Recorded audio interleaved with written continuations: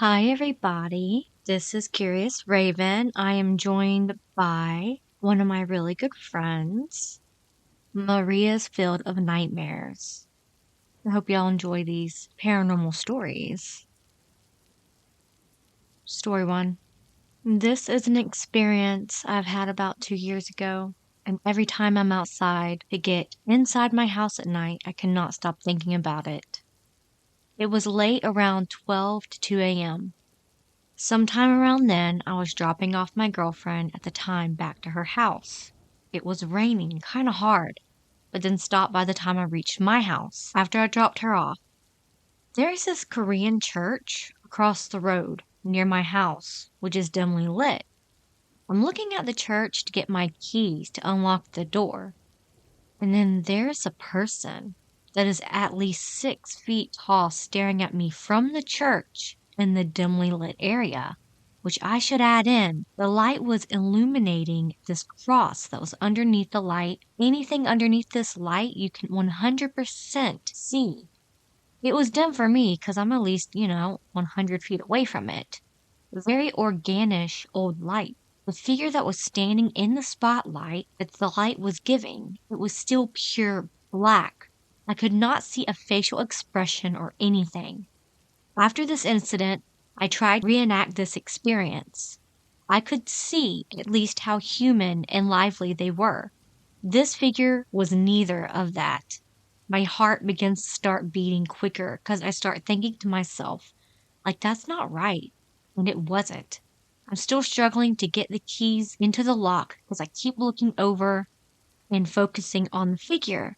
I finally have my keys in the door and unlocking it to finally go inside as I turn to see what the thing was one last time. It was running towards me. Its arms were above its head and it was waving them, but they were super wiggly. I don't even know how to explain it. It's as if you were to strum a guitar string and the string waves and wiggles. Its arms were doing exactly like that. It's about 40 to 50 feet away from me at this point, and I still can't see no facial expressions or nothing. It seemed like it was darker than the night sky. I hurry up and go inside and lock the door behind me. Scared to look out the window. It's the next day, still shocked and scared. I've never seen it since then. I started calling it the Wiggler. It just kind of suits it. I have many other stories that are way more intense if you want to hear more. I'm always experiencing new stuff.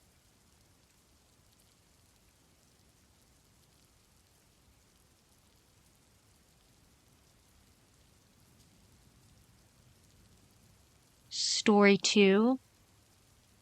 I've experienced a lot of paranormal activities in my life. This one happened 15 years ago when I was 7. On the weekend, I used to visit my grandparents. They lived in an old house not so far from where I lived at the time. I remember that I've heard kids playing a game before enter at my grandparents' home, so that I thought they were my cousins. When I got inside, I saw that none of my cousins were there. I got confused and asked my grandma if she had heard anything. She said that it was probably my imagination. I felt okay and didn't ask anything more. Later at night, after watching some cartoons with my grandpa, I went to sleep, and when I entered my bedroom, I felt a different sensation, like if I wasn't alone. But I wasn't the kind of kid that gets scared easily, so I went to sleep, and then when I was sleeping, I woke up suddenly, and I heard children's voices near me. Everything was so dark, so I could just see some silhouette of little-sized people or whatever it was. They were about 40 centimeters, maybe 1.3 feet. They were running and laughing. I got scared that time, and I closed my eyes and started to run to the direction of my grandparents' bedroom. I told them what happened, and, of course, they didn't believe me. They said that was probably just a dream. I slept with them because I was too scared. On that night, I could hear them from the other room. They were really loud. In the next morning, I told my mother about it and she believed me. She said that it had happened to her too, when she was young. She said that they are some kind of fairy that lived there with my grandparents, and they are somehow trapped there. And also, only kids could see them. She also said that when she was younger, she used to leave candies to them so that they didn't disturb you while you slept at night. And the other night I did it, and I haven't heard anything more.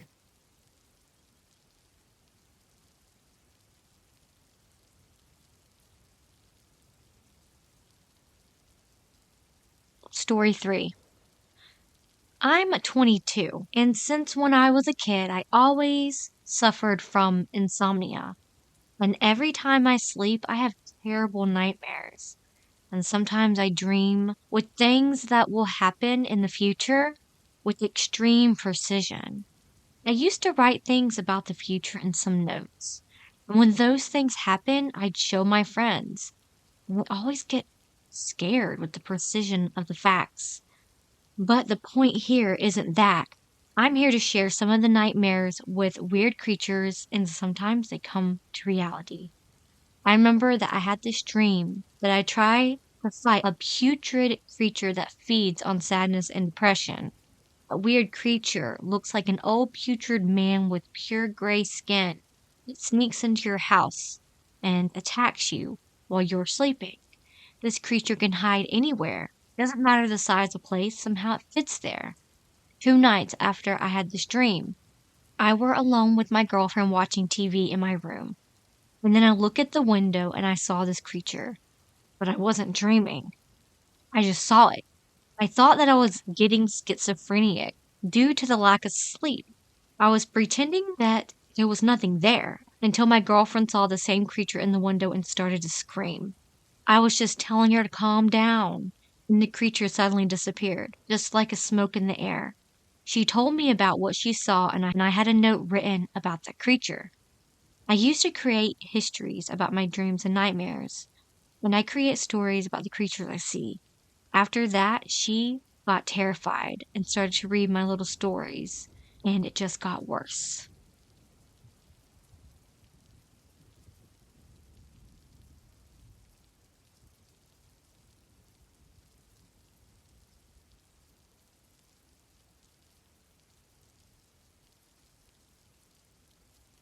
Story number 4.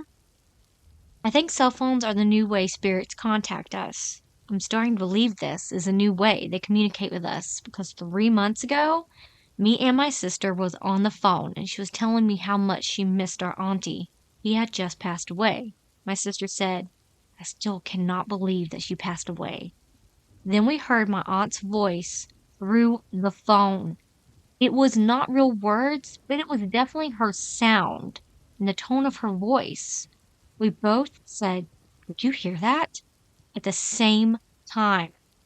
It was definitely our aunt. Then yesterday, me and my sister was in my room and we were trying to pay a bill over the phone.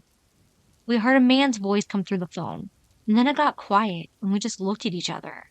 It's like we both knew that it was a spirit and it was communicating the same way our aunt did.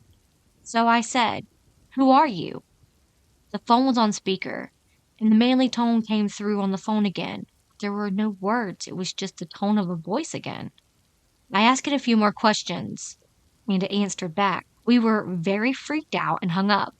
Then we forgot to call back and pay the bill altogether. Later on, I realized that I was thinking about my grandpa when that happened.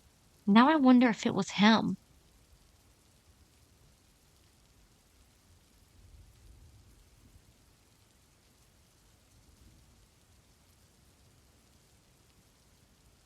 Story number 5.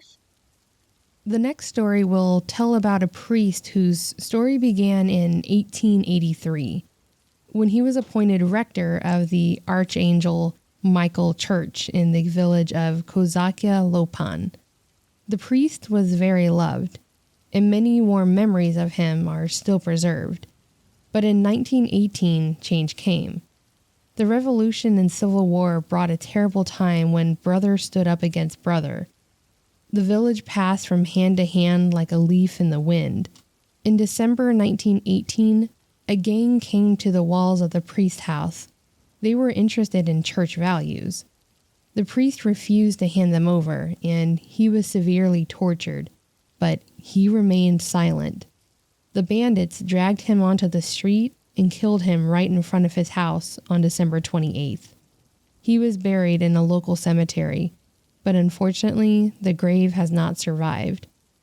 Local residents say that from time to time, the sounds of church chants can be heard from this house, as if they continue to sound forever.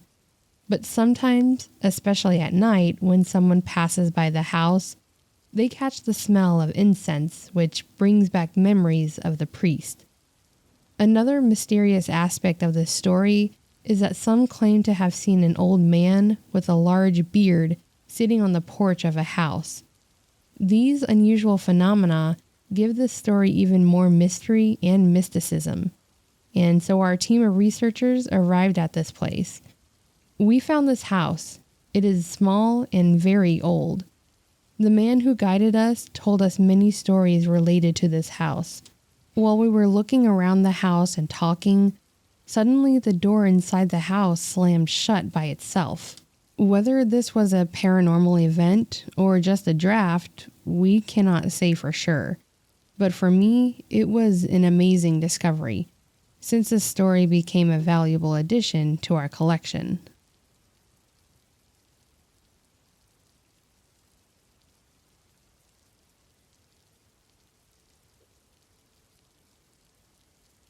Story number 6.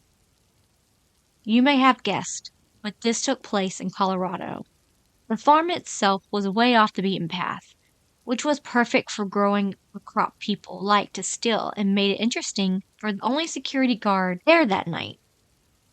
It was apparently used to grow beans throughout the 1900s before some bright-eyed interpreters bought it to get a foot in the cannabis business. It was completely surrounded by woods on all sides.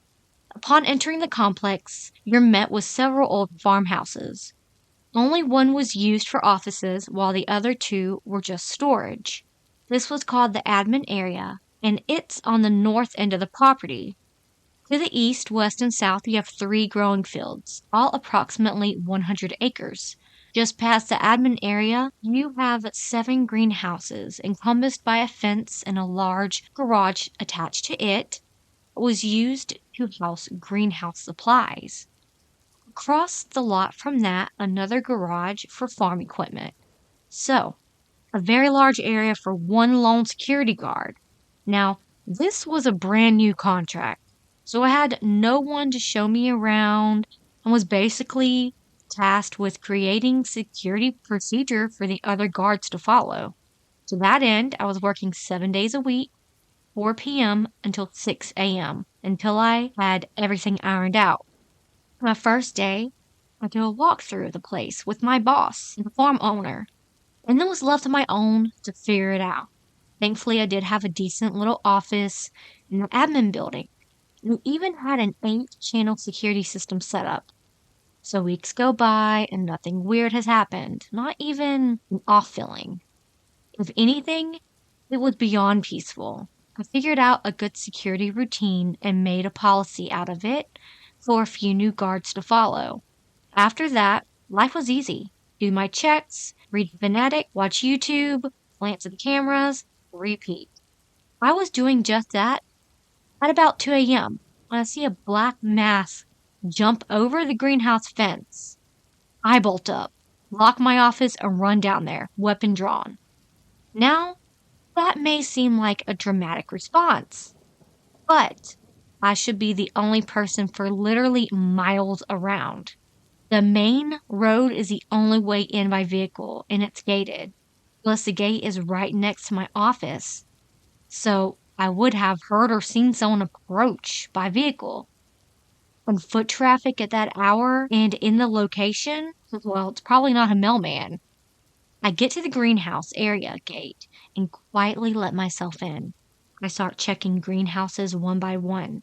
After about 20 minutes, I find absolutely nothing. Find the camera in question and looked around the area, but found nothing out of place.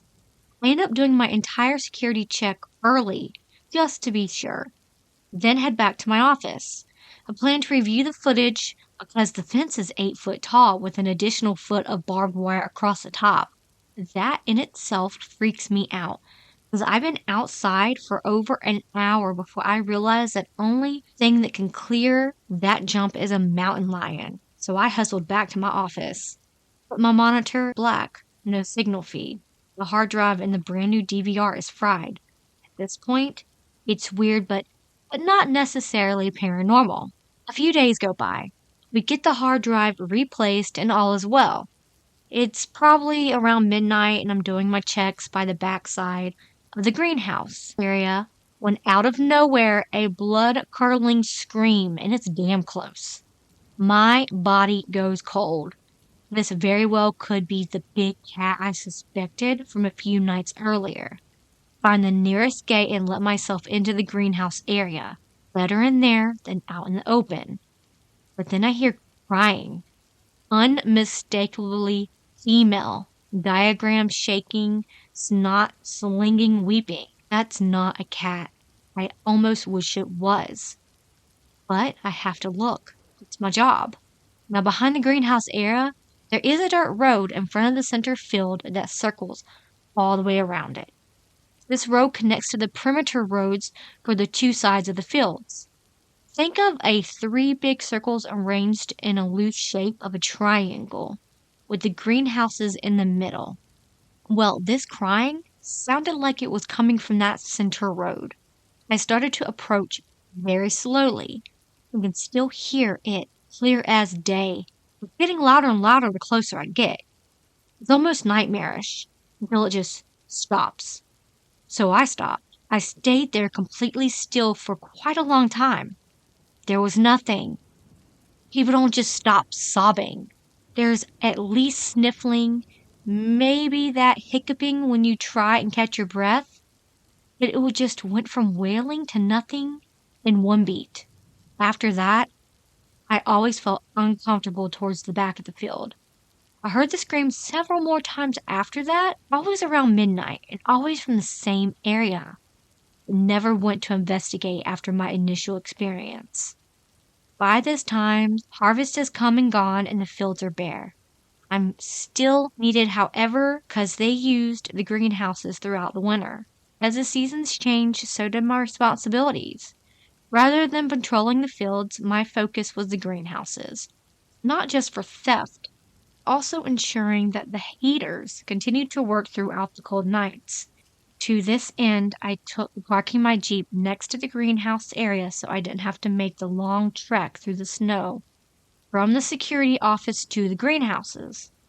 I could see everything I needed to from my driver's seat, and my Jeep heater was infinitely better than the little space heater in my office. I had a routine. Start the Jeep, get it nice and hot, then turn it off. I kept my windows cracked because security work at night is 50% listening to weird shit. I didn't have to listen hard. A loud bang immediately removed any drowsiness I may have had. Something just hit my vehicle. I don't get out immediately. I took a good look around, listened for footsteps, checked my mirrors frantically. But there's nothing. Then it happens again. Bang! On the roof of my Jeep. In the dirt. Tumbles down my windshield. Someone's throwing dirt clumps at me? I call my supervisor and explain what's going on. She says she's on her way and will be there in about half an hour, as she is working at another farm not too far away. I reach to the passenger seat and grab my spotlight. The big kind of spotlight, 1,000 lumens, and allows me to see the back of every field. The kind of spotlight that will land you in jail if you shine it at a plane. I hop out of my Jeep and climb on the roof. It had to have come from the backfield. I began panning back and forth with my handheld beam of daylight. I don't immediately see anyone, so I start with verbal commands. Come out. You're trespassing. Announce yourself.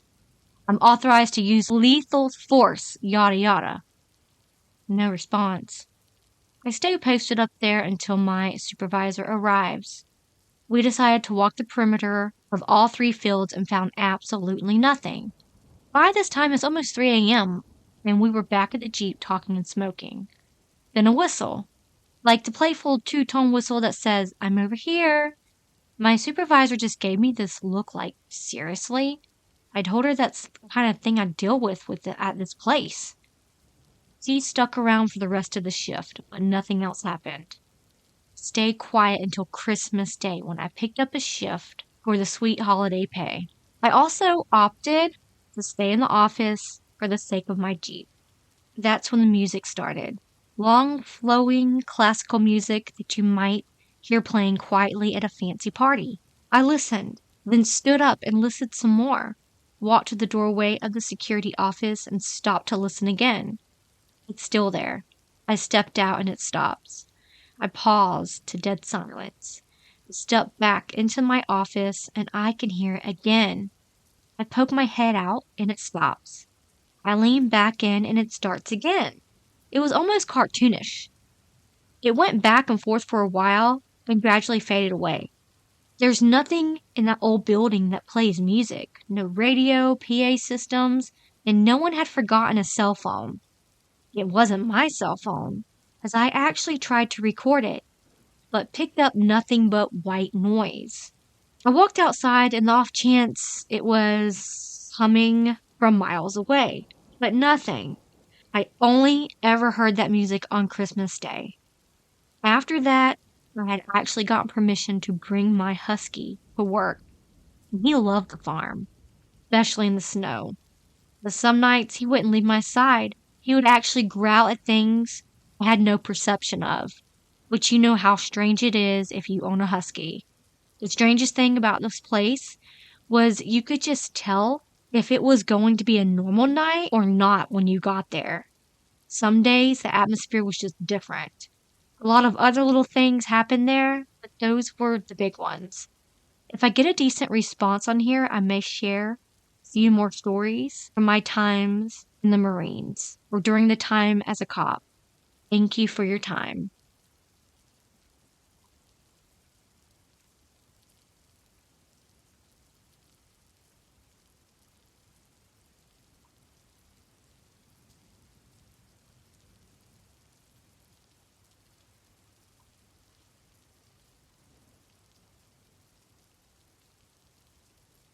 Story 7. When Paranormal Activity first came out on DVD, I watched it at my friend's apartment. She lived in an independent living portion of an orphanage. I've always loved ghost haunting movies, and that one really freaked me out. The freakiest part happened at the end of the movie. I was pretty unnerved by the end of the movie. After the end scene, the credits started to roll. However, they were not normal credits that you can read. The names were flying by so quickly, and on the screen, that they are just a blur. My friend and I thought that it was really strange, so she paused it so we could read the names. When she paused it, the screen showed a ton of tiny names, like 200 of them. And every single name was my first name with a different last name. My blood ran cold and I got chills all over. I could think of no rational explanation for why every single name on the screen was my own name.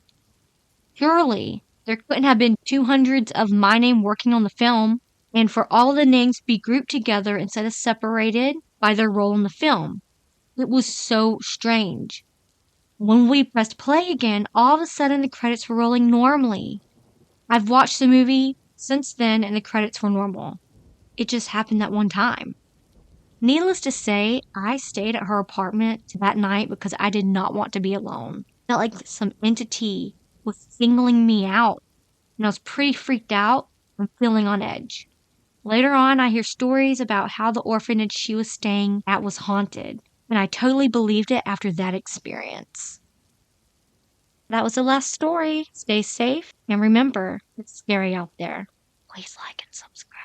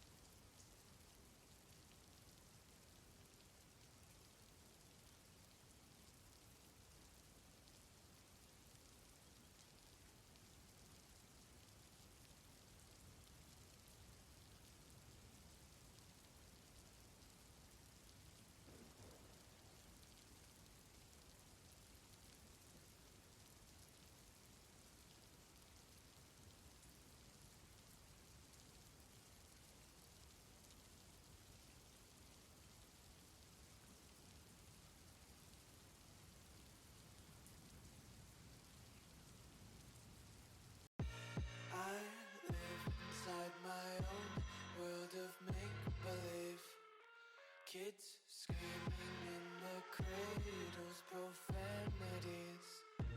I see the world through ice covered in ink and bleach. Cross